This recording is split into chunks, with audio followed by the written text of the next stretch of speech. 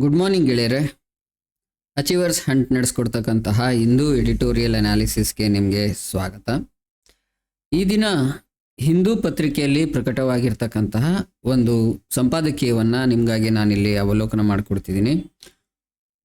ಏನು ಸಂಪಾದಕೀಯದ ಹೆಸರು ಅಂತ ಹೇಳಿದ್ರೆ, pointing the beacon at India's under sea warfare capabilities. ಹಾಗಂದ್ರೆ ಕನ್ನಡದ ಅರ್ಥ ಏನು ಅಂತ ಹೇಳೋದಾದ್ರೆ, ಭಾರತದ ಸಮುದ್ರದಡಿಯ ಯುದ್ಧ ಸಾಮರ್ಥ್ಯಗಳ ಎಡೆಗೆ ಒಂದು ಬೆಳಕನ್ನು ಚೆಲ್ಲೋಣ ಅನ್ನೋದೊಂದು ಅರ್ಥ ಬರುತ್ತೆ. ಏನು ಭಾರತದ ಸಮುದ್ರದಡಿಯ ಯುದ್ಧದ ಸಾಮರ್ಥ್ಯ ಏನನ್ನ ಇಂಪ್ರೂವ್ ಮಾಡ್ಕೋಬೇಕು, ಏನನ್ನ ಮಾಡ್ತಾ ಇದ್ದಾರೆ ಇವಾಗ, ಯಾಕೆ ಈ ವಿಷಯ ಚರ್ಚೆಗೆ ಬಂದಿದೆ, ಇದೆಲ್ಲವನ್ನು ಈ ಎಡಿಟೋರಿಯಲ್ ಮೂಲಕ ನಾನು ನಿಮಗೆ ತಿಳಿಸ್ಕೊಡ್ತೀನಿ.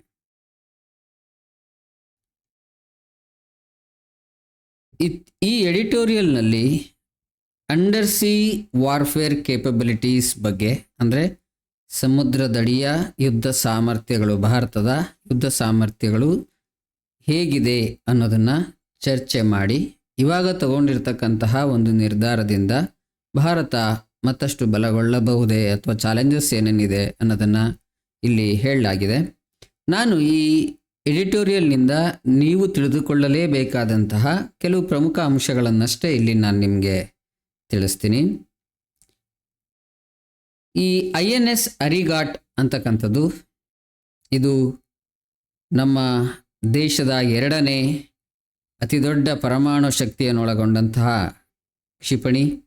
ಇದೊಂದು ಜಲಾಂತರ್ಗಾಮಿ ನೌಕೆ, SSBN ಅಂತ ಹೇಳ್ತೀವಿ. ಅದಕ್ಕೆ SSBN ಅಂತ ಹೇಳಿದ್ರೆ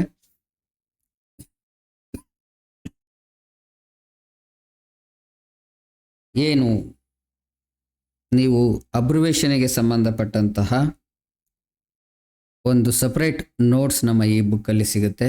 ಎಲ್ಲ ಅಬ್ರಿವೇಷನ್ ರಿಲೇಟೆಡ್ ಟು ಡಿಫೆನ್ಸ್ ಸಿಗುತ್ತೆ, ನೀವಲ್ಲಿ ನೋಡಬಹುದು. ಇದನ್ನು ಸಮಯದ ಅಭಾವ ಇರೋದ್ರಿಂದ ನಾನು ಇದನ್ನು ಬೇಗ ಮುಗಿಸ್ಬೇಕಾಗಿರೋದ್ರಿಂದ ನಿಮಗೆ ಡೀಟೇಲ್ ಎಕ್ಸ್ಪ್ಲನೇಷನ್ ಕೊಡದೆ ಎಡಿಟೋರಿಯಲ್ ಎಕ್ಸ್ಪ್ಲನೇಷನ್ ಅಷ್ಟೇ ನಾನು ಕೊಟ್ಟು ವೊಕ್ಯಾಬ್ಯುಲರಿ ವರ್ಡ್ಸ್ಗೆ ಮುಂದೆ ಹೋಗ್ತೀನಿ.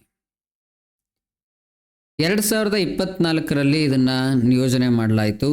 ಭಾರತದ ಪರಮಾಣು ತ್ರಿಕೋನ, ನ್ಯೂಕ್ಲಿಯರ್ ಟ್ರೈಡ್ ಅಂತ ಹೇಳ್ತಾರೆ. ಅಂದರೆ ಭೂಮಿಯಲ್ಲಿ, ಜಲದಲ್ಲಿ, ವಾಯುವಿನಲ್ಲಿ ಪರಮಾಣು ತಂತ್ರಜ್ಞಾನವನ್ನು ಹೊಂದಿರತಕ್ಕಂಥ ಒಂದು ಸಾಮರ್ಥ್ಯವನ್ನು ನ್ಯೂಕ್ಲಿಯರ್ ಟ್ರೈಡ್ ಅಂತ ಹೇಳುವಂಥದ್ದು, ಅಥವಾ ಭಾರತದ ಪರಮಾಣು ತ್ರಿಕೋನ ಹೇಳುವಾಗ ಇದನ್ನು ಹೇಳ್ಬೋದಾಗಿದೆ. ಇದು ಈ ಸಾಮರ್ಥ್ಯವನ್ನು ಬಲಪಡಿಸುತ್ತೆ. ಇನ್ನು submarine launched ballistic missiles SLBM ಅಂತ ಹೇಳ್ತಾರೆ. K4 SLBM ಅನ್ನು ಇತ್ತೀಚೆಗಷ್ಟೇ ಯಶಸ್ವಿಯಾಗಿ ಪರೀಕ್ಷೆ ಮಾಡಲಾಯಿತು. 3005 ಕಿಲೋಮೀಟರ್ ವ್ಯಾಪ್ತಿಯ ಚೀನಾದಂಥ ಶಕ್ತಿಶಾಲಿ ರಾಷ್ಟ್ರಗಳ ಮೇಲೆ ನಿಗಾ ವಹಿಸಬಹುದಾದಂತಹ ಒಂದು ಸಬ್ಮರೈನ್ ಬ್ಯಾಲಿಸ್ಟಿಕ್ ಮಿಸೈಲನ್ನು ಲಾಂಚ್ ಮಾಡಲಾಗಿದೆ. ಇದು ಒಂದು ಸಾಧನೆ ಅಂತ ಹೇಳ್ಬೋದು. ಇನ್ನು ಪ್ರಾಜೆಕ್ಟ್ 77 ಅಥವಾ P77 ಅಂತ ಹೇಳ್ತಾರೆ. ಇದು 2 SSN ನ್ಯೂಕ್ಲಿಯರ್ ಪವರ್ ಅಟ್ಯಾಕ್ಡ್ ಸಬ್ಮರೈನ್ಸ್ನ ನಿರ್ಮಾಣಕ್ಕೆ ಅನುಮೋದನೆ ನೀಡಲಾಗಿದೆ. ಅದರ ಬಗ್ಗೆ ಈ ಎಡಿಟೋರಿಯಲಲ್ಲಿ ಉಲ್ಲೇಖ ಇದೆ. ಇನ್ನು 2036-37 ವೇಳೆಗೆ ಈ SSN ಡೆಲಿವರಿ ಪಡಿಬಹುದು, ನಮಗೆ ಅದನ್ನು ಲಭ್ಯವಾಗ್ತವೆ ಅವು ಅಂತ ನಿರೀಕ್ಷೆ ಮಾಡಲಾಗಿದೆ. ಇನ್ನು ಸಾಂಪ್ರದಾಯಿಕ ಜಲಾಂತರ ದೋಣಿಗಳು ಎಷ್ಟಿದೆ ಭಾರತದ್ದು, ಅದ್ರ ಬಗ್ಗೆ ಏನು ಅಂತ ಹೇಳಿದ್ರೆ ಇನ್ಫಾರ್ಮೇಷನ್. INS ವಾಕ್ಷೀರ್ ಅಂತ ಪ್ರಾಜೆಕ್ಟ್ 75 ಅಡಿಯಲ್ಲಿ 6ನೆಯ ಸ್ಕಾರ್ಪಿಯನ್ ಜಲಾಂತರ ದೋಣಿ ಶೀಘ್ರದಲ್ಲೇ ನಿಯೋಜನೆ ಆಗ್ತಾ ಇದೆ. ದೋಣಿ ಅಥವಾ ನೌಕೆ ಅಂತ ಹೇಳ್ಬೋದು ನೀವು. ಪ್ರಾಜೆಕ್ಟ್ 75-1 ಇದು ಏರ್ ಇಂಡಿಪೆಂಡೆಂಟ್ ಪ್ರಪಲ್ಷನ್ ಇರ್ತಕ್ಕಂಥ AIP ಅಂತ ಹೇಳ್ತೀವಿ ಅದನ್ನು. ಆ ತಂತ್ರಜ್ಞಾನವನ್ನು ಒಳಗೊಂಡಿರ್ತಕ್ಕಂತಹ 6 ಹೊಸ ಜಲಾಂತರ್ಗಾಮಿ ನೌಕೆಗಳನ್ನು ನಿರ್ಮಿಸುವ ಒಂದು ಯೋಜನೆಯನ್ನು ಕೂಡ ಒಳಗೊಂಡಿರ್ತಕ್ಕಂಥದ್ದು ಪ್ರಾಜೆಕ್ಟ್ 75-1. ಜರ್ಮನಿ ಮತ್ತು ಸ್ಪೇನ್ ದೇಶಗಳೊಂದಿಗೆ ಸಹಭಾಗಿತ್ವದ ಯೋಜನೆ ಇದಾಗಿದೆ. ಜರ್ಮನಿಯ TKMS ಅಂತಕ್ಕಂಥದ್ದು, ಸ್ಪೇನ್ನ ನವಾಂತಿಯಾ ಅಂತಕ್ಕಂಥ ಸಂಸ್ಥೆಗಳೊಂದಿಗೆ ಸಹಭಾಗಿತ್ವ ಹೊಂದಿರತಕ್ಕಂಥ ಒಂದು ಯೋಜನೆಯಾಗಿದೆ. ಇದು ದೇಶೀಯ ಪರಿಕರಗಳು ಅಂದರೆ ಇಂಡಿಜಿನಿಯಸ್ ಅಂದರೆ ನಾವು ಸ್ಥಳೀಯವಾಗಿ ಉತ್ಪಾದಿಸ್ತಕ್ಕಂತಹ ಪಾಲು ಏನಿದೆ ಈ ಯುದ್ಧ ಸಾಮರ್ಥ್ಯ ನೌಕೆಗಳಿಗೆ ಸಂಬಂಧಪಟ್ಟಂತೆ, ಮುಂಚೆ ಇದುವರೆಗೆ 45% ಅಷ್ಟಿತ್ತು, ಇವಾಗ ಅದನ್ನು 60%ಗೆ ಹೆಚ್ಚಿಸಲಾಗಿದೆ. ಅನೇಕ ಹೊಸ ತಂತ್ರಜ್ಞಾನಗಳು, ನಿಶೆ ಟೆಕ್ನಾಲಜೀಸ್ ಅಂತ ಹೇಳ್ತಾರೆ. ಈ ಯಾವುವು ಅದರಲ್ಲಿ ಇಲ್ಲಿ ಉಲ್ಲೇಖ ಆಗಿರುವಂಥ ಅಂತ ಹೇಳಿದ್ರೆ 100 ಟನ್ ತೂಕದ UUV unmanned under water vehicles ಅಂತ ಹೇಳ್ತಾರೆ. UUVಸ್ಗೆ 2500 ಕೋಟಿಯನ್ನು ಮಂಜೂರು ಮಾಡಲಾಗಿದೆ. ಮತ್ತು ಇವು ಕಡಿಮೆ ವೆಚ್ಚದಲ್ಲಿ ಹೆಚ್ಚಿನ ಫಲಿತಾಂಶ ನೀಡುವ ತಂತ್ರಜ್ಞಾನದ ಒಂದು ಆವಿಷ್ಕಾರಗಳಾಗಿದ್ದು, ಸಮುದ್ರದಡಿಯಲ್ಲಿ ಗೂಢಾಚಾರಿಗಳಂತೆ ಕಾರ್ಯನಿರ್ವಹಿಸಿ ದಾಳಿ ಮಾಡ್ತಕ್ಕಂಥ ಸಾಮರ್ಥ್ಯವನ್ನು ಇವು ಹೆಚ್ಚಿಸ್ತವೆ. ಹಾಗಾದರೆ ಭಾರತ ಸಮುದ್ರದಡಿಯಲ್ಲಿ ತನ್ನ ಸುಭದ್ರತೆಯನ್ನು, ವಾರ್ಫೇರ್ನ ಸಾಮರ್ಥ್ಯವನ್ನು ಹೆಚ್ಚಿಸ್ಕೊಳ್ತಕ್ಕಂಥ ನಿಟ್ಟಿನಲ್ಲಿ ಇರ್ತಕ್ಕಂಥ ಸವಾಲುಗಳು ಮತ್ತು ಸಮಸ್ಯೆಗಳೇನು ಅನ್ನೋದನ್ನು ಕೂಡ ಈ ಒಂದು ಎಡಿಟೋರಿಯಲಲ್ಲಿ ಎಕ್ಸ್ಪ್ಲೈನ್ ಮಾಡಲಾಗಿದೆ. ಏನು ಬಜೆಟ್ನ ಕೊರತೆ ಇದೆ ಅದು ನಿಮಗೆ ಎಲ್ರಿಗೂ ಗೊತ್ತಿರುವಂಥದ್ದೇ. ಪರಮಾಣು ಮತ್ತು ಸಾಂಪ್ರದಾಯಿಕ ನೌಕೆಗಳನ್ನು ಅಭಿವೃದ್ಧಿಪಡಿಸಲಿಕ್ಕೆ ಹೆಚ್ಚಿನ ಬಂಡವಾಳದ ಅಗತ್ಯ ಇರುತ್ತೆ. ಖರೀದಿ ವಿಳಂಬ ಆಗುತ್ತೆ. ಏನಕ್ಕೆ ಅಂತ ಹೇಳಿದ್ರೆ ನವೀಕರಣ ಯೋಜನೆಗಳ ಅನುಮೋದನೆ ನೀಡಬೇಕಾಗತ್ತೆ, ಉದ್ಯಮಿಗಳನ್ನು ಆಯ್ಕೆ ಮಾಡಬೇಕಾಗತ್ತೆ, ಟೆಂಡರ್ ಪ್ರಕ್ರಿಯೆಗಳಿರ್ಬೋದು, ಇವೆಲ್ಲ ಸೇರಿ ಡಿಲೇ ಆಗ್ತಾ ಹೋಗುತ್ತೆ. ಇನ್ನು ಸಮತೋಲನದ ಅವಶ್ಯಕತೆ, ಸ್ಟ್ರಾಟಜಿಕ್ ಬ್ಯಾಲೆನ್ಸ್ ಅಂತ ಹೇಳ್ತಾರೆ ಈ ಡಿಫೆನ್ಸ್ ಸೆಕ್ಟರಲ್ಲಿ. ಇದನ್ನು ಪರಮಾಣು ಮತ್ತು ಸಾಂಪ್ರದಾಯಿಕ ದೋಣಿಗಳ ಅಥವಾ ಸಾಂಪ್ರದಾಯಿಕ ನೌಕೆಗಳ ಎರಡನ್ನೂ ಬ್ಯಾಲೆನ್ಸ್ ಮಾಡಿಕೊಂಡು ಸಾಧಿಸಕ್ಕಂಥದ್ದು ಒಂದು ಅಗತ್ಯ ಇದೆ. ಸೊ ಈ ಮೂರು ಸಮಸ್ಯೆ ಮತ್ತು ಸವಾಲುಗಳು ಭಾರತದ ಸಮುದ್ರದಡಿಯ ಯುದ್ಧದ ಸಾಮರ್ಥ್ಯವನ್ನು ಹೆಚ್ಚಿಸಿಕೊಳ್ಳುವಲ್ಲಿ ಅಥವಾ ವೃದ್ಧಿಸಿಕೊಳ್ಳುವಲ್ಲಿ ಭಾರತಕ್ಕಿರ್ತಕ್ಕಂಥ ಚಾಲೆಂಜ್ಗಳಂತ ಹೇಳ್ಬೋದು. ಭಾರತದ ನೌಕಾಪಡೆಯ ಪ್ರಭಾವ ಏನು ಅಥವಾ ಸ್ಟ್ರಾಟಜಿಕ್ ಇಂಪ್ಲಿಕೇಶನ್ಸ್ ಏನು ಅನ್ನೋದಾದರೆ, ಸಾಗರ ಕ್ಷೇತ್ರದ ಭದ್ರತೆ ಅಂದರೆ ಮಾರಿಟೈಮ್ ಸ್ಟೆಬಿಲಿಟಿ ಅಂತ ಹೇಳ್ತೀವಿ. Sagar security and growth for all in the region ಅಂತಕ್ಕಂಥದ್ದು ಸಾಗರ್. ಇದು ಭಾರತದಲ್ಲಿ ಭಾರತ ಸಮುದ್ರದ ಬಲವನ್ನು ವೃದ್ಧಿಸುವಲ್ಲಿ ಅಥವಾ ಬಲಪಡಿಸುವಲ್ಲಿ, ಸುಧಾರಿಸುವಲ್ಲಿ ಕಾರ್ಯನಿರ್ವಹಿಸುತ್ತೆ. ಅಂತಾರಾಷ್ಟ್ರೀಯ ಮಹತ್ವ ಏನಪ್ಪ ಇದಕ್ಕೆ ಅಂತ ಹೇಳಿದ್ರೆ, ಅಂದರೆ ಗ್ಲೋಬಲ್ ಪೊಸಿಷನಿಂಗ್ ಏನಿದೆ ಭಾರತದ ಸಮುದ್ರದಡಿಯ ಯುದ್ಧದ ಸಾಮರ್ಥ್ಯದಲ್ಲಿ ಅಂತ ಹೇಳಿದ್ರೆ, ಈ ಸಾಮರ್ಥ್ಯವನ್ನು ಹೊಂದಿರತಕ್ಕಂತಹ ಪ್ರಪಂಚದಲ್ಲೇ 5 ರಾಷ್ಟ್ರಗಳು, P5 ಅಂತ ಹೇಳ್ತಾರೆ, ಪಂಚಪಾಂಡವ ರಾಷ್ಟ್ರಗಳು ಅಂತ ಹೇಳ್ತಾರೆ, ಅದರ ಹೊರಗಿನ ರಾಷ್ಟ್ರವಾಗಿ ಭಾರತ, ಹೊರಗಿನ ಏಕೈಕ ರಾಷ್ಟ್ರವಾಗಿ ಭಾರತ, ಅಂದರೆ ಆ 5 ಗ್ರೂಪಲ್ಲಿ ಇಲ್ಲದೇ ಇರ್ತಕ್ಕಂಥ ಮತ್ತೊಂದು ರಾಷ್ಟ್ರ ಅಂತ ಹೇಳಿದ್ರೆ, ಒಂದೇ ಒಂದು ರಾಷ್ಟ್ರ ಅಂತ ಹೇಳಿದ್ರೆ ಭಾರತ ಆ ರಾಷ್ಟ್ರವಾಗಿ ಹೊರಹೊಮ್ತಾ ಇದೆ. ಅಂತಾರಾಷ್ಟ್ರೀಯ ಸಹಭಾಗಿತ್ವ ಇದರಲ್ಲಿದೆ. ಫ್ರಾನ್ಸ್, ಜರ್ಮನಿ ಮತ್ತು ಸ್ಪೇನ್ ಜೊತೆಗಿನ ಸಹಭಾಗಿತ್ವ ತಂತ್ರಜ್ಞಾನದಲ್ಲಿ ಪೈಪೋಟಿಯನ್ನು ಹೆಚ್ಚಿಸಲಿಕ್ಕೆ, ಕಾಂಪಿಟೇಟಿವ್ ಟೆಕ್ನಾಲಜಿನ ಅಳವಡಿಸ್ಕೊಳ್ಳಿಕ್ಕೆ ಸಹಾಯ ಮಾಡುತ್ತೆ ಅಂತಲೂ ಹೇಳ್ಬೋದು.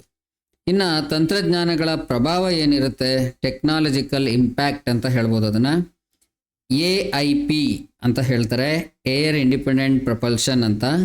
ಇದು ಜಲಾಂತರ ನೌಕೆಗಳಿಗೆ ಉಗ್ರ ಶಕ್ತಿಯನ್ನು ನೀಡ್ತಕ್ಕಂಥ ಒಂದು ತಂತ್ರಜ್ಞಾನವಾಗಿದ್ದು ಇದನ್ನು ಅಳವಡಿಸ್ಕೊಳ್ಳಲಾಗ್ತಿದೆ. ಇನ್ನು SLBM ಅಂತ, ಸಬ್ಮರೈನ್ ಲಾಂಚ್ಡ್ ಬ್ಯಾಲಿಸ್ಟಿಕ್ ಮಿಸೈಲ್ಸ್ ಅಂತ, ಇದು ಪರಮಾಣು ಶಕ್ತಿಯನ್ನು ಸಾಮರಸ್ಯ ಮಾಡಿ, ಅಂದರೆ ಪರಮಾಣು ಶಕ್ತಿಯನ್ನು ಬ್ಯಾಲೆನ್ಸಿಂಗ್ ಆಗಿ ಉಪಯೋಗಿಸಿ ದಾಳಿ ಮಾಡ್ತಕ್ಕಂಥ ಒಂದು ಶಸ್ತ್ರಾಸ್ತ್ರವಾಗಿದ್ದು, ಇದನ್ನು ಕೂಡ ಭಾರತ ಹೊಂದಲಿದ್ದು ಇದು ಒಂದು ಮೈಲಿಗಲ್ಲು ಅಂತ ಹೇಳ್ಬೋದು. ಇದನ್ನು ಈ ಒಂದು ಎಡಿಟೋರಿಯಲಲ್ಲಿ ಎಕ್ಸ್ಪ್ಲೈನ್ ಮಾಡಲಾಗಿದೆ.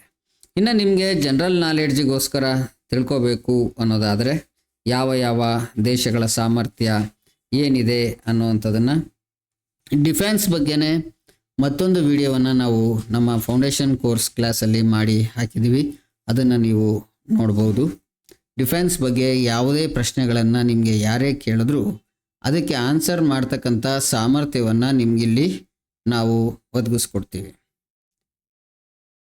ಇನ್ನು ಈ ಒಂದು ಎಡಿಟೋರಿಯಲಲ್ಲಿ ಬಳಸಲಾದಂತಹ ಶಬ್ದಗಳು ನಿಮಗೆ ಅನೇಕ ಸ್ಪರ್ಧಾ ಪರೀಕ್ಷೆಗಳಲ್ಲಿ ಕೇಳಲಾಗುತ್ತೆ. ಸಿನಾನಿಮ್ಸ್ ಅಥವಾ ಆಂಟಿನಿಮ್ಸ್ ಇರ್ಬೋದು, ಕಾಂಪ್ರಹೆನ್ಷನ್ ಕ್ವಶನ್ಸ್ ಇರ್ಬೋದು. ಈ ಥರದ್ದು ಯಾವುದೇ ಕ್ವಶನ್ಸ್ಗೆ ಆನ್ಸರ್ ಮಾಡಲಿಕ್ಕೆ ನೀವು ಹಿಂದೂ ಎಡಿಟೋರಿಯಲ್ನ ಶಬ್ದಗಳನ್ನು ಕಲೀಲೇಬೇಕು. ಆ ಕಾರಣಕ್ಕಾಗಿ ನಿಮಗೆ ಇವಾಗ ವೊಕ್ಯಾಬ್ಯುಲರಿ ವರ್ಡ್ಸನ್ನು ನಾನು ಪರಿಚಯ ಮಾಡಿಕೊಡ್ತೀನಿ. ಮೊದಲಿಗೆ ಹೆಡ್ಡಿಂಗ್ನಲ್ಲೇ ಇರತಕ್ಕಂತಹ ಬೆಕಾನ್ ಅಂದರೆ ಏನು? ಇದರರ್ಥ a light or signal that guides or warns ships and aircraft ಅನ್ನೋದು ಆಗುತ್ತೆ. ಜೊತೆಗೆ ಇನ್ನೊಂದು ಮೀನಿಂಗ್ ಏನಂದರೆ symbol of hope or inspiration ಅಂತಲೂ ಆಗುತ್ತೆ. ಇದನ್ನು ನಾನು ನಿಮಗೆ ಕನ್ನಡದಲ್ಲಿ ಎಕ್ಸ್ಪ್ಲೈನ್ ಮಾಡಬೇಕಂತ ಹೇಳಿದ್ರೆ, ಹಡಗು, ಯುದ್ಧ ನಿರತ ಹಡಗುಗಳು ಅಥವಾ ಏರ್ಕ್ರಾಫ್ಟ್ಸ್ಗಳಿಗೆ ಸಿಗ್ನಲ್ ನೀಡುವಂತಹ ಒಂದು ಗೈಡ್ ಅಂತಲೂ ಆಗುತ್ತೆ ಬೆಕಾನ್ ಅಂತಕ್ಕಂಥದ್ದು. ಒಂದು ಇನ್ಸ್ಪಿರೇಷನ್ ಆಗುತ್ತೆ, ಒಂದು ಸಂಕೇತ ಕೂಡ ಆಗುತ್ತೆ. ಇಲ್ಲಿ ಲೇಖಕರು ತುಂಬ ಬುದ್ಧಿವಂತಿಕೆಯಿಂದ ಭಾರತಕ್ಕೆ ಇರ್ತಕ್ಕಂಥ ಯುದ್ಧ ಸಾಮರ್ಥ್ಯದ ಸಂಕೇತಗಳು ಅಂತಲೂ ಬಳಸಿದ್ದಾರೆ.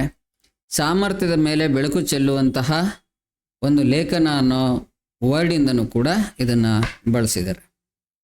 ಇದಕ್ಕಿರ್ತಕ್ಕಂತಹ ಸಮಾನಾರ್ಥಕ ಪದಗಳು signal, guide, light house, light, emblem, indicator ಆಗುತ್ತೆ.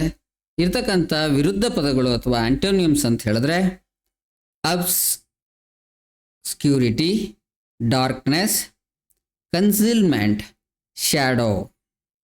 ಇನ್ನು ಇದನ್ನು ನೀವು ಸೆಂಟೆನ್ಸಲ್ಲಿ ಯೂಸ್ ಮಾಡ್ಬೋದು ಅಂತ ಹೇಳಿದ್ರೆ, her success become a beacon of hope for young entrepreneurs. ಯುವ ಉದ್ಯಮಿಗಳಿಗೆ ಆಕೆಯ ಯಶಸ್ಸು ಬೆಳಕು ಚೆಲ್ಲುವಂತಾಗಿತ್ತು ಅಥವಾ ದಾರಿದೀಪವಾಗಿತ್ತು ಅಂತ ಹೇಳುವಾಗ ನಾವು ಈ ವರ್ಡನ್ನು ಯೂಸ್ ಮಾಡಬಹುದು.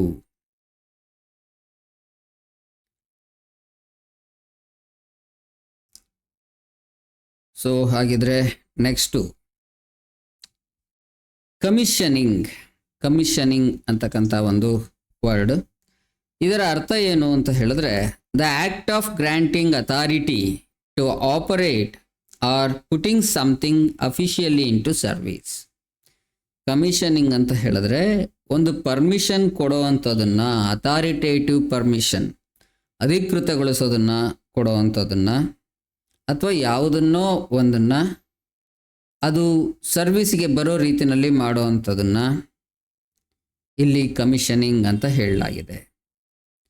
ಈ ಲೇಖನದಲ್ಲಿ ಕಮಿಷನಿಂಗ್ ಅಂತ ಬಳಸಿರುವಂಥದ್ದು ಯುದ್ಧ ನೌಕೆಯನ್ನು ಇಂಡಿಜಿನಿಯಸ್ ನ್ಯೂಕ್ಲಿಯರ್ ಪವರ್ ಬ್ಯಾಲಿಸ್ಟಿಕ್ ಮಿಸೈಲನ್ನು ಅಳವಡಿಸ್ಕೊಳ್ಳಿಕ್ಕೆ ಕೀ ಡೆವಲಪ್ಮೆಂಟ್ಸ್ ಏನೇನಾಗಿದೆ ಅಂತ ಹೇಳುವಾಗ ಬಳಸಲಾಗಿದೆ.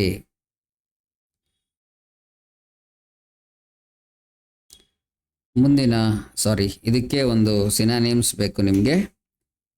ಕಮಿಷನಿಂಗ್ ಅಂದರೆ ಆಕ್ಟಿವೇಶನ್ ಅಂತ ಹೇಳ್ಬೋದು, ಇನಿಷಿಯೇಷನ್ ಅಂತ ಹೇಳ್ಬೋದು, ಡೆವಲಪ್ಮೆಂಟ್ ಅಂತ ಹೇಳ್ಬೋದು. ಅದಕ್ಕೆ ವಿರುದ್ಧ ಪದಗಳು ಆಕ್ಟಿವೇಶನ್ಗೆ ಡಿಆಕ್ಟಿವೇಶನ್, ಇನಿಷಿಯೇಷನ್ಗೆ ನೀವು ರಿಟೈರ್ಮೆಂಟ್ ಅಂತ ತಗೊಬೋದು. ಇನ್ನು ಇದನ್ನು ಎಕ್ಸಾಂಪಲಲ್ಲಿ ಹೇಳಬೇಕಂತ ಹೇಳಿದ್ರೆ ಸೆಂಟೆನ್ಸ್ ಫಾರ್ಮೇಷನ್ ಮಾಡಿ, the commissioning of INS Arighaat marked a significant milestone for India's navy. ಭಾರತದ ನೌಕಾಪಡೆಗೆ ಒಂದು ಪ್ರಮುಖ ಘಟ್ಟ ಅಂತ ಹೇಳ್ಬೋದು INS ಹರಿಘಾಟನ್ನು ಸೇರ್ಪಡೆ ಮಾಡಿದ್ದು ಅಂತ ಹೇಳುವಾಗ ಈ ಒಂದು ಪದ ಕಮಿಷನಿಂಗ್ ಅನ್ನೋಂಥದ್ದನ್ನು ಬಳಸಲಾಗಿದೆ. Next indigenous. ಇದರ ಅರ್ಥ originating or occurring naturally in a particular place or native. ಸ್ಥಳೀಯವಾಗಿ ಅಂತ ಹೇಳ್ತೀವಲ್ಲ, ಅದನ್ನು ಇಂಡಿಜಿನಿಯಸ್ ಅಂತ ಹೇಳುವಂಥದ್ದು. ಇದರ ಸಮಾನಾರ್ಥಕ ಪದ ಅಂತ ಹೇಳಿದ್ರೆ ಡೊಮೆಸ್ಟಿಕ್, ನೇಟಿವ್ ಅಂಡ್ ಲೋಕಲ್ ಆಗುತ್ತೆ. ಇದರ ವಿರುದ್ಧ ಪದ ಅಂತ ಹೇಳಿದ್ರೆ ಫಾರಿನ್, ಇಂಪೋರ್ಟೆಡ್ ಅಂತ ಆಗುತ್ತೆ. ಎಕ್ಸಾಂಪಲ್ ಆಗಿ ಈ ಪದವನ್ನು ಒಂದು ಸೆಂಟೆನ್ಸಲ್ಲಿ ಯೂಸ್ ಮಾಡೋಣ. India's focus on indigenous submarine production, Boost self Reliance in defence ಅಂತ ಹೇಳುವಾಗ ಈ ಇಂಡಿಜಿನಿಯಸ್ ಅಂತಕ್ಕಂತಹ ಒಂದು ಪದವನ್ನು ಬಳಕೆ ಮಾಡಲಾಗಿದೆ. ಮುಂದಿನ ಪದ ಬ್ಯಾಲಿಸ್ಟಿಕ್. ಬ್ಯಾಲಿಸ್ಟಿಕ್ ಅಂತ ಹೇಳಿದ್ರೆ ಪ್ರೊಜೆಕ್ಟೈಲ್ ಅಥವಾ ಎಕ್ಸ್ಪ್ಲೋಸಿವ್ ಅನ್ನೋ ಅರ್ಥ ಬರುತ್ತೆ.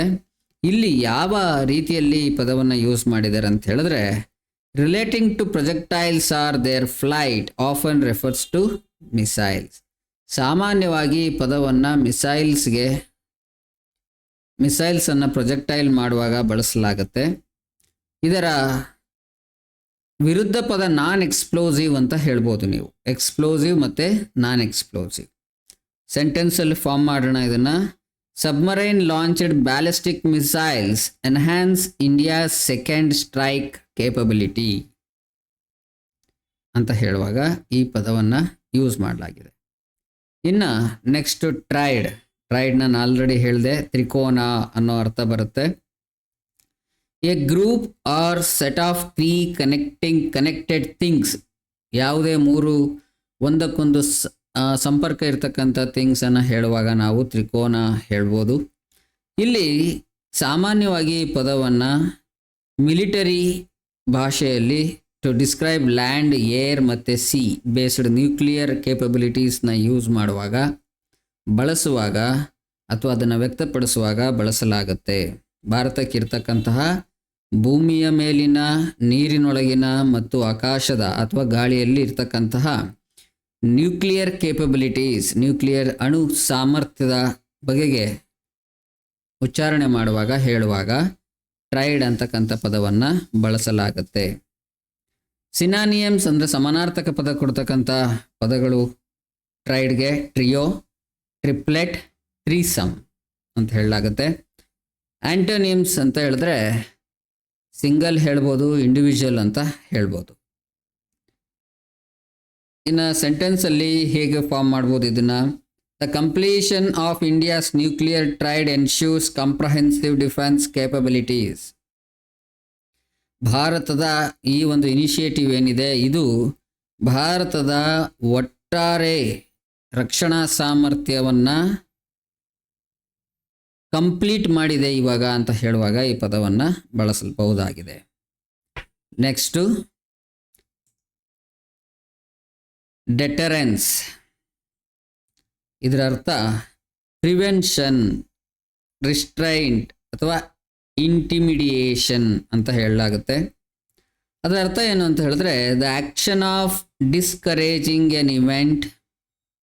ಏನೋ ಒಂದು ನಡೀತಾ ಇರೋವಂಥದ್ದನ್ನು ಡಿಸ್ಕರೇಜ್ ಮಾಡೋವಂಥದ್ದು. Action by instilling doubt. ನೀವೇನೋ ಸಾಧಿಸಬೇಕು ಅಂತಿದ್ರೆ ನಿನ್ನಿಂದ ಆಗಲ್ಲ ಬಿಡು ಅಂತ ಹೇಳ್ಬಿಡ್ತಾರಲ್ಲ ಅದು. Fear of the consequences. ಪರಿಣಾಮ ಏನಾಗ್ಬಿಡುತ್ತೋ ಅಂತ ಎದುರುಕೊಂಡು ಸ್ಟಾರ್ಟೇ ಮಾಡಲ್ವಲ್ಲ ನಾವು, ಆ ಥರದ್ದು. ಸೊ ಆ್ಯಂಟೋನಿಯಮ್ಸ್ ಇದಕ್ಕೆ ವಿರುದ್ಧ ಪದ ಏನು ಅಂತ ಹೇಳಿದ್ರೆ ಎನ್ಕರೇಜ್ಮೆಂಟ್, ಇನ್ಸೈಟ್ಮೆಂಟ್ ಆ್ಯಂಡ್ ಎನ್ಕರೇಜ್ಮೆಂಟ್. ಇನ್ನು ಪದ ಬಳಕೆಯನ್ನು ಮಾಡೋಣ. Nuclear submarines play a crucial role in deterrence strategies to prevent hostile actions ಅಂತ ಹೇಳುವಾಗ ಈ ಪದವನ್ನು ಬಳಕೆ ಮಾಡಲಾಗಿದೆ. Next under sea. ನಿಮಗೆ ಗೊತ್ತೇ ಇರುತ್ತೆ, ಸಮುದ್ರದ ಕೆಳಗೆ ಅನ್ನೋ ಅರ್ಥ ಬರುತ್ತೆ. ಇದರಲ್ಲಿ ನಿಮಗೆ ಸಿನಾನಿಯಮ್ ಏನು ಬರ್ಬೋದು? ಸಬ್ಮರೈನ್ ಬರ್ಬೋದು, ಅಂಡರ್ ವಾಟರ್ ಬರ್ಬೋದು. ಆ್ಯಂಟೋನಿಯಮ್ಸ್ ಅಥವಾ ವಿರುದ್ಧ ಪದ ಏನು ಬರ್ಬೋದು? ನೀರಿನ ಕೆಳಗಡೆ ಅಂತರ್ಜಲ, ಸರ್ಫೇಸ್, ಮೇಲೆ ಸರ್ಫೇಸ್, ಟೆರಿಸ್ಟ್ರಿಯಲ್. ಈ ಎರಡು ಪದಗಳು ಆ್ಯಂಟೋನಿಯಮ್ಸ್ ಆಗುತ್ತೆ. ಇನ್ನು ಸೆಂಟೆನ್ಸ್ ಫಾರ್ಮೇಷನ್ ಮಾಡಬೇಕಂತ ಹೇಳಿದ್ರೆ, the India's navy's focus on under sea warfare is crucial for maritime dominances. ಸಮುದ್ರದಡಿಯಲ್ಲಿ ಅಥವಾ ಸಾಗರದ ಯುದ್ಧ ಸಾಮರ್ಥ್ಯದಲ್ಲಿ ಡಾಮಿನೆನ್ಸ್ ಪ್ರಭಾವಶಾಲಿಯಾಗಿದೆ. ಇದು ಭಾರತದ ಫೋಕಸ್ ಅಂತ ಹೇಳ್ಬೋದು. ಇನ್ನು ಅನ್ಮ್ಯಾನ್ಡ್ ಅಂತ ಹೇಳಿದ್ರೆ ಏನು? ಅನ್ಮ್ಯಾನ್ಡ್ ಅಂತಕ್ಕಂಥ ಒಂದು ಪದವನ್ನು ಇಲ್ಲಿ ಬಳಸಲಾಗಿದೆ. ಅನ್ಮ್ಯಾನ್ಡ್ ಅಂತ ಅಂದರೆ ಏನು? Not having or needing a person to operate or control. ಯಾವ ಒಂದು ಯುದ್ಧಕ್ಕಾಗಿ ಮಾಡಿದಂಥ ಪರಿಕರ ಅಥವಾ ಒಂದು ವೆಪನ್ ಇದೆ, ಅಥವಾ ಒಂದು ಮಿಸೈಲ್ ಇದೆ, ವಾಟ್ ಎವರ್ ಇಟ್ ಈಸ್, ಅದನ್ನು ಬಳಸಲಿಕ್ಕೆ ಮನುಷ್ಯನ ಅಗತ್ಯ ಇಲ್ಲ ಅಂತ ಹೇಳುವಾಗ ಅನ್ಮ್ಯಾನ್ಡ್ ಅಂತ ಪದವನ್ನು ಬಳಸಲಾಗುತ್ತೆ. ಇದರರ್ಥ ಯಾರು ಮನುಷ್ಯರು ಬೇಕಾಗಿಲ್ಲ ಅಂದರೆ ಅದು ಆಟೋಮೆಟಿಕ್ ಆಗಿ ಆಪ್ರೇಟ್ ಆಗುತ್ತೆ ಅಂತ ಅರ್ಥ. ಸೊ ಆಟೋಮೇಟೆಡ್ ಅಂತ ಹೇಳ್ಬೋದು, ರಿಮೋಟ್ ಕಂಟ್ರೋಲ್ಡ್ ಅಂತ ಹೇಳ್ಬೋದು, ಪೈಲಟ್ಲೆಸ್ ಅಂತ ಕೂಡ ಹೇಳ್ಬೋದು. ಈ 3 ಪದಗಳು ಇದಕ್ಕೆ ಸಿನಾನಿಯಮ್ ಆಗುತ್ತೆ. ಇನ್ನು ಅದಕ್ಕೆ ವಿರುದ್ಧ ಪದ ಸಿನಾನಿಯಮ್ಸ್ಗೆ ಅಂತ ಹೇಳಿದ್ರೆ ಮ್ಯಾನ್ಡ್ ಅಂತ ಹೇಳ್ಬೋದು, ಕ್ರೀವ್ಡ್ ಅಂತ ಹೇಳ್ಬೋದು.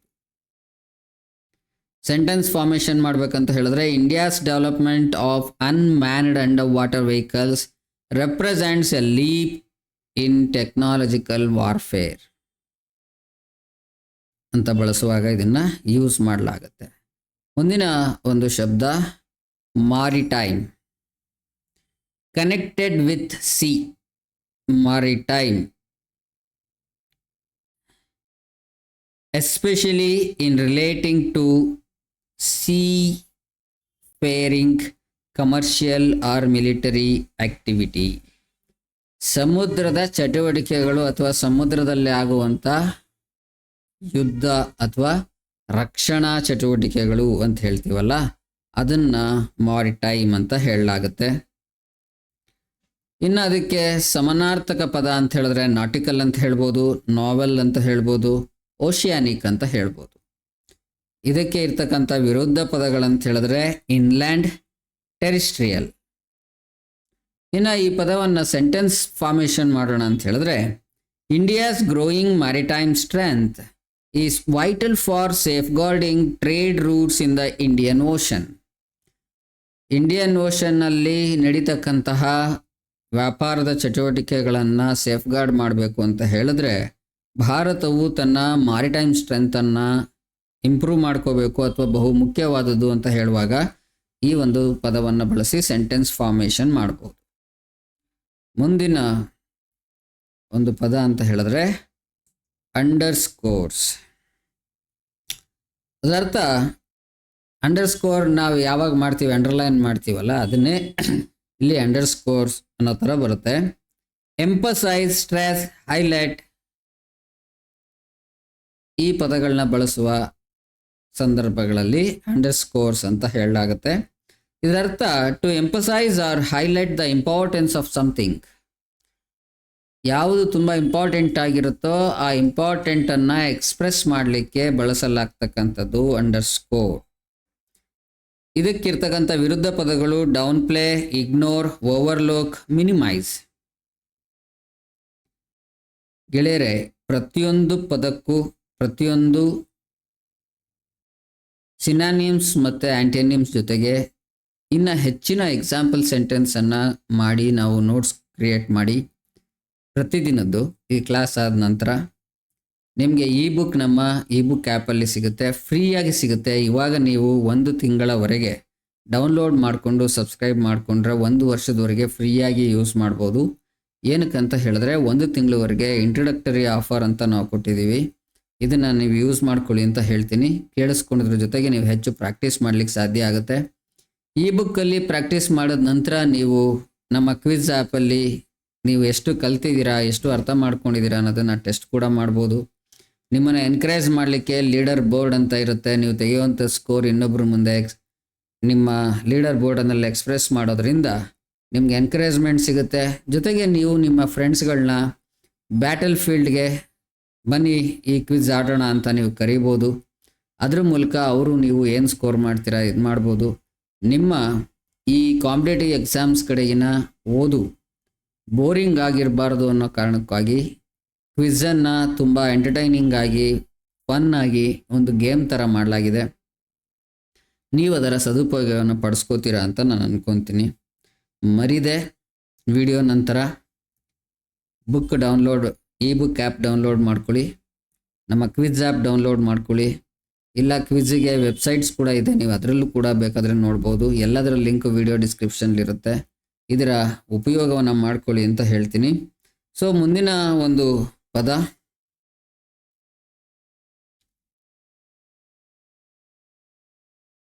ಎಮ್ಯಾನೇಟಿಂಗ್. ಏನು ಎಮ್ಯಾನೇಟಿಂಗ್ ಅಂತ ಹೇಳಿದ್ರೆ ಒರಿಜಿನೇಟ್ ಅಂತ, ರೇಡಿಯೇಟ್ ಅಂತ, ಇಲ್ಲ ಇಶ್ಯೂ, ಎಕ್ಸ್ಕ್ಯೂಡ್ ಅನ್ನೋ ಅರ್ಥ ಬರುತ್ತೆ. ಇದೇನು ಕನ್ನಡದಲ್ಲಿ ನಾವೇನು ಹೇಳ್ಬೋದು ಅಂತ ಹೇಳಿದ್ರೆ, ಯಾವುದರೋ ಒಂದರಿಂದ ಒರಿಜಿನೇಟ್ ಮಾಡುವಂಥದ್ದು, ಹುಟ್ಟಾಕುವಂಥದ್ದು, ಅಥವಾ ಮೂಲದಿಂದ ಬೇರೆ ಕಡೆಗೆ ಸ್ಪ್ರೆಡ್ ಔಟ್ ಮಾಡುವಂಥದ್ದನ್ನು ಹೇಳುವಾಗ ಎಮ್ಯಾನೇಟಿಂಗ್ ಅಂತ ಯೂಸ್ ಮಾಡಲಾಗುತ್ತೆ. ಇದಕ್ಕೆ ವಿರುದ್ಧ ಪದ ಅಂತ ಹೇಳಿದ್ರೆ ನೋಡಿ, ವಿಸ್ತರಿಸು ಅನ್ನೋ ಥರ ಅರ್ಥ ಬರುತ್ತೆ ಎಮ್ಯಾನೇಟಿಂಗ್ ಅನ್ನುವಂಥದ್ದು. ಆ್ಯಂಟೋನಿಮ್ಸ್ ಅದಕ್ಕೆ ಅಬ್ಸರ್ವ್, ಕನ್ಸೀಲ್, ವಿತ್ಡ್ರಾ, ಕಂಟೈನ್ ಅನ್ನೋ ವರ್ಡ್ಸ್ಗಳು ಬರುತ್ತೆ.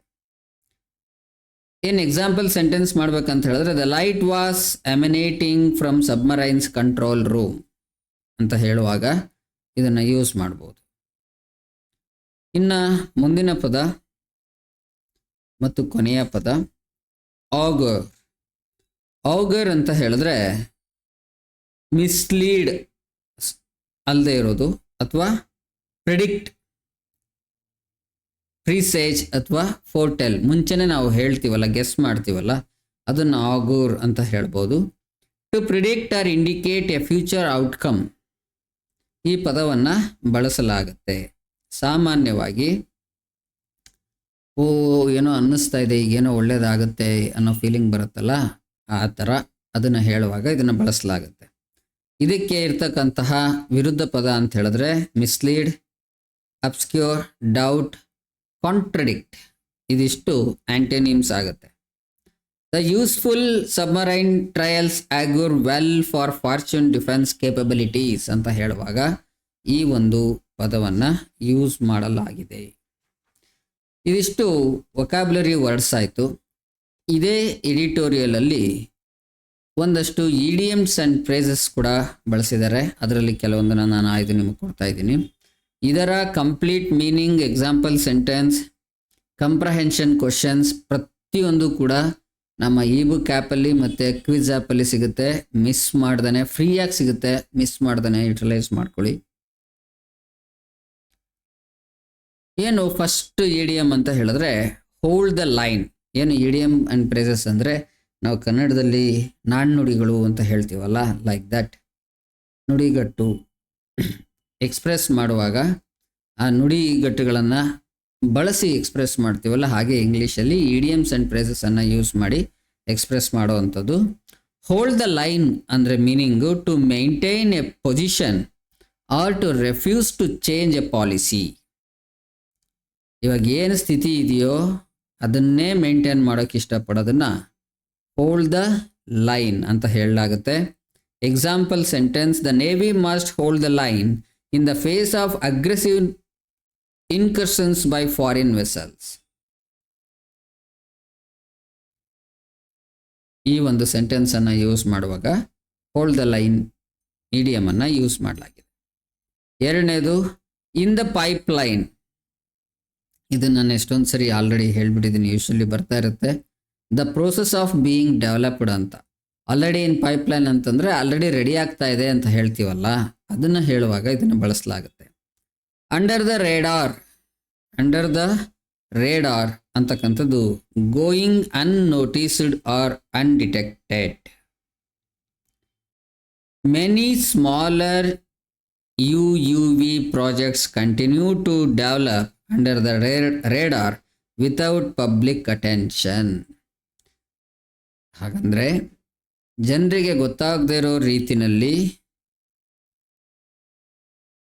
ಹಲವಾರು UUV ಪ್ರಾಜೆಕ್ಟ್ಸ್ಗಳು ಕಂಟಿನ್ಯೂ ಆಗ್ತಾ ಇದ್ದಾವೆ, ಡೆವಲಪ್ ಆಗ್ತಾ ಇದ್ದಾವೆ ಅಂತ ಹೇಳುವಾಗ ಈ ಒಂದು ಇಡಿಯಮನ್ನು ಯೂಸ್ ಮಾಡಲಾಗಿದೆ. Next drop the ball. ಹಾಗಂದರೆ to make a mistake or fail to take timely action. ಸಮಯಕ್ಕೆ ಸರಿಯಾದ ಒಂದು ಆ್ಯಕ್ಷನನ್ನು, ನಿರ್ಧಾರವನ್ನು ತೆಗೆದುಕೊಳ್ಳಿಕ್ಕೆ ಸಾಧ್ಯವಾಗದೇ ಹೋದಾಗ ಬಳಸುವ ಒಂದು ಪದ ಇದು ಅಂತ ಅದನ್ನು ಎಕ್ಸ್ಪ್ರೆಸ್ ಮಾಡುವಾಗ ಬಳಸುವ ಪದ drop the ball. The navy cannot afford to drop the ball on crucial submarine projects that ensures maritime dominance. ಸಮುದ್ರದಲ್ಲಿ ಭಾರತದ ಸಾಮರ್ಥ್ಯವನ್ನು ಅಥವಾ ಪ್ರಾಬಲ್ಯತೆಯನ್ನು ಮೆರಿಬೇಕು ಅನ್ನೋ ಹಾಗಿದ್ದರೆ ನೇವಿ ಈ ಕ್ರೂಷಿಯಲ್ ಸಬ್ಮರೈನ್ ಪ್ರಾಜೆಕ್ಟ್ಸನ್ನು ಬಿಡೋ ಅಂಥ ಕೆಲಸವನ್ನು ಮಾಡಬಾರ್ದು ಅಥವಾ ಸಮಯಕ್ಕೆ ಸರಿಯಾಗಿ ನಿರ್ಧಾರವನ್ನು ತೆಗೆದುಕೊಳ್ಬೇಕು ಅಂತ ಹೇಳುವಾಗ ಈ ಒಂದು ನುಡಿಗಟ್ಟನ್ನು ಬಳಸಲಾಗಿದೆ. ಮುಂದಿನದು ಸೆಟ್ ದ ಸ್ಟೇಜ್. ಇದನ್ನು ನಾನು ಆಲ್ರೆಡಿ ನಮ್ಮ ಓಲ್ಡ್ ಎಡಿಟೋರಿಯಲಲ್ಲಿ ಎಕ್ಸ್ಪ್ಲೈನ್ ಮಾಡಿದ್ದೀನಿ, ಸೊ ಅದನ್ನು ಬಿಡ್ತೀನಿ ನಾನು. ಕಾಲ್ ದ ಶಾರ್ಟ್ಸ್ ಅಂದರೆ to make important decisions or be in control ಅಂತ ಹೇಳುವಾಗ ಸರಿಯಾದ ಪ್ರಮುಖ ನಿರ್ಧಾರಗಳನ್ನ ತೆಗೆದುಕೊಳ್ಳುವಾಗ ಅಥವಾ ಕಂಟ್ರೋಲಲ್ಲಿ ಇಟ್ಕೋಬೇಕು ಅಂತ ಹೇಳುವಾಗ ಇಂತಹ ಒಂದು ನುಡಿಗಟ್ಟನ್ನು ಎಕ್ಸ್ಪ್ರೆಸ್ ಮಾಡಲಾಗುತ್ತೆ. Example sentence: the defence ministry calls the shorts when approving large scale submarine procurement. ಈ ಪ್ರಕ್ರೂಟ್ಮೆಂಟ್ ಅಂದರೆ ಏನು, ನೀವು ಅದನ್ನು ಒಂದು ತಿಳ್ಕೊಬೋದು. ಪ್ರಕ್ಯೂರಿಂಗ್ ಅಂತ ಹೇಳಿದ್ರೆ ಖರೀದಿಸು ಅನ್ನೋ ಅರ್ಥ ಬರ್ಬೋದು, ಹೊಂದು ಅನ್ನೋ ಅರ್ಥ ಬರ್ಬೋದು. ಅದನ್ನು ತೆಗೆದುಕೊಳ್ಳಾಗ್ತಾ ಇದೆ ಆ ಥರನೂ ಪ್ರಕ್ಯೂರ್ಮೆಂಟ್ ಆ್ಯಂಡ್ ಲಾಜಿಸ್ಟಿಕ್ಸ್ ಅಂತ ಕೇಳಿರ್ತೀರ, ಸೇಮ್ ಅರ್ಥ ಬರೋವಂಥದ್ದು. ನೆಕ್ಸ್ಟ್ ವರ್ಡ್ ಗೇಮ್ ಚೇಂಜರ್ ಗೊತ್ತಿರುತ್ತೆ ನಿಮಗೆ. ಡೆವಲಪ್ಮೆಂಟ್ ಅಥವಾ ಒಂದು ಇವೆಂಟ್, ಯಾವುದು ಒಂದು ನಿರ್ಧಾರ ಅಥವಾ ಒಂದು ಬೆಳವಣಿಗೆ ಒಟ್ಟಾರೆ ಪರಿಸ್ಥಿತಿಯಲ್ಲಿ ಅತ್ಯಂತ ಪರಿಣಾಮವನ್ನು ಬೀರುತ್ತೋ ಅಂಥದನ್ನು ಗೇಮ್ ಚೇಂಜ್ ಅಂತ ಹೇಳ್ಬೋದು. Developing UUVs could be a game changer in undersea surveillance and warfare ಅಂತ ಹೇಳುವಾಗ ಲೇಖಕರು ಈ ನುಡಿಗಟ್ಟನ್ನು ಬಳಸಿದ್ದಾರೆ. Next sink or swim. ಇದರ ಅರ್ಥ to succeed or fail without help for external intervention. ಬೇರೆಯವರ ಸಹಾಯ ಅಥವಾ ಮಧ್ಯಸ್ಥಿಕೆ ಇಲ್ಲದೆ ಸೋಲು ಅಥವಾ ಗೆಲುವು ಇದನ್ನು ಹೇಳುವಾಗ ಸಿಂಕ್ ಆರ್ ಸ್ವಿಮ್ ಅಂತ ಹೇಳ್ಬೋದು. ಇಲ್ಲಿ ಯಾವ ರೀತಿಯಲ್ಲಿ ಈ ಶಬ್ದವನ್ನು ಬಳಸಲಾಗಿದೆ ಈ ನುಡಿಗಟ್ಟನ್ನು ಅಂತ ಹೇಳಿದ್ರೆ, the success of project 75-1 will sink or swim depending on the collaboration with global defence partners. ಮುಂದಿನ ಮತ್ತು ಕೊನೆಯ ಒಂದು ನುಡಿಗಟ್ಟು ಅಂತ ಹೇಳಿದ್ರೆ ಆನ್ ದ ಆರಿಜಿನ್. ಅದರ್ಥ ಆಗ್ಬೋದು ಅನಿಸುತ್ತೆ ಅಂತ ಹೇಳ್ತೀವಲ್ಲ ಅವಾಗ, likely to happen or appear soon, ಇನ್ನೇನು ಇದು ನಡಿಬೋದು ಅಂತ ಹೇಳ್ತೀವಲ್ಲ ಆ ಥರ. ಇಲ್ಲಿ ಯಾವ ಸೆಂಟೆನ್ಸಲ್ಲಿ ಬಳಸಲಾಗಿದೆ ಅಂತ ಹೇಳಿದ್ರೆ, increased maritime tensions are on the origin prompting accelerated naval development. ಸಮುದ್ರದಲ್ಲಿ ಯುದ್ಧಗಳು ಬರಬಹುದು ಅಥವಾ ನಮ್ಮ ಮೇಲೆ ಅಟ್ಯಾಕ್ ಮಾಡಬಹುದು ಅಂತಕ್ಕಂಥದ್ದು ಶೀಘ್ರದಲ್ಲೇ ಕಾಣಿಸಿಕೊಳ್ತಕ್ಕಂಥ ಒಂದು ಸಂಭವ ಇದೆ. ಹಾಗಾಗಿ ನಮ್ಮ ಯುದ್ಧ ಸಾಮರ್ಥ್ಯ, ಸಮುದ್ರದಲ್ಲಿನ ಯುದ್ಧ ಸಾಮರ್ಥ್ಯ ಏನಿದೆ ಅದನ್ನು ವೃದ್ಧಿ ಮಾಡಿಕೊಳ್ಬೇಕಾಗಿರುವಂಥದ್ದು ಆಕ್ಸಿಲರೇಟೆಡ್ ಸ್ಪೀಡಲ್ಲಿರಬೇಕು. ಅಂದರೆ ತುಂಬ ಸ್ಪೀಡಾಗಿ ನಾವು ಆ ಕಾರ್ಯವನ್ನು ಮಾಡಬೇಕು ಅಂತ ಹೇಳುವಾಗ ಈ ಶಬ್ದವನ್ನು ಬಳಸಲಾಗಿದೆ. ಗೆಳೆಯರೆ, ಇಲ್ಲಿಗೆ ಇದು ಮುಗ್ದಿದೆ. ನೀವು ಪ್ರತಿದಿನ ಕೇಳ್ತಕ್ಕಂಥ ಈ ಕ್ಲಾಸ್ಗಳನ್ನ ಉಪಯೋಗ ಮಾಡ್ಕೋಬೇಕು, ಅದನ್ನು ಪರಿಣಾಮಕಾರಿಯಾಗಿ ಓದಬೇಕು. ಅದರಿಂದ ನಿಮಗೆ ಹೆಚ್ಚು ಪ್ರಾಕ್ಟೀಸ್ ಆಗಬೇಕು ಅಂತ ಹೇಳಿದ್ರೆ ಈ ಎಲ್ಲ ನೋಟ್ಸ್ಗಳನ್ನು ಹೊಂದಿರತಕ್ಕಂಥ ನಮ್ಮ ಈ ಬುಕ್ ಆ್ಯಪ್ ಮತ್ತು ಇದರ ಬಗ್ಗೆ ಎಲ್ಲ ಥರದ ಪ್ರಶ್ನೆಗಳು, fill in the blanks, MCQs ಮತ್ತು ಕಾಂಪ್ರಹೆನ್ಷನ್ ಕ್ವಶನ್ಸ್, ಯಾವ ಸ್ಪರ್ಧಾ ಪರೀಕ್ಷೆಗಳಲ್ಲಿ ಯಾವ್ಯಾವ ಥರ ಕ್ವಶನ್ಸ್ ಕೇಳ್ತಾರೆ ಎಲ್ಲದನ್ನು ಕವರ್ ಮಾಡಲಾಗಿದೆ. ಆ ಥರದ ಪ್ರಶ್ನೆಗಳನ್ನು ನೀವು ನಿಮ್ಮ ಫ್ರೀ ಟೈಮಲ್ಲಿ ಕ್ವಿಜ್ ಮಾಡಲಿಕ್ಕೋಸ್ಕರ ಕ್ವಿಜ್ ಆ್ಯಪ್ ಇದೆರಡನ್ನೂ ಡೌನ್ಲೋಡ್ ಮಾಡ್ಕೊಳ್ಳಿ, ಬಳಸ್ಕೊಳ್ಳಿ. ಇನ್ನು ಒನ್ ಮಂತ್ವರೆಗೆ ಯಾರೆಲ್ಲ ಡೌನ್ಲೋಡ್ ಮಾಡ್ಕೊತಾರೆ ಅವರಿಗೆ 1 ವರ್ಷದವರೆಗೆ ಫ್ರೀ ಇರುತ್ತೆ. 1 ಮಂತ್ ನಂತರ ಅಂದರೆ ಜನವರಿ ನಂತರ ನಿಮಗೆ ಇದು ಫ್ರೀ ಸಿಗಲ್ಲ, ನೀವು ಹಣ ಕೊಟ್ಟು ಪರ್ಚೇಸ್ ಮಾಡಬೇಕಾಗತ್ತೆ. ಈ ಒಂದು ಅವಕಾಶವನ್ನು ಸದುಪಯೋಗಪಡಿಸ್ಕೊಳ್ಳಿ ಅಂತ ಹೇಳ್ತಾ ಈ ದಿನದ ಕ್ಲಾಸನ್ನು ನಾನು ಇಲ್ಲಿಗೆ ಮುಗಿಸ್ತಿದ್ದೀನಿ. ನಾಳೆ ಮತ್ತೆ ಸಿಗೋಣ. ನಾಳಿನ ಎಡಿಟೋರಿಯಲ್ ಜೊತೆಗೆ.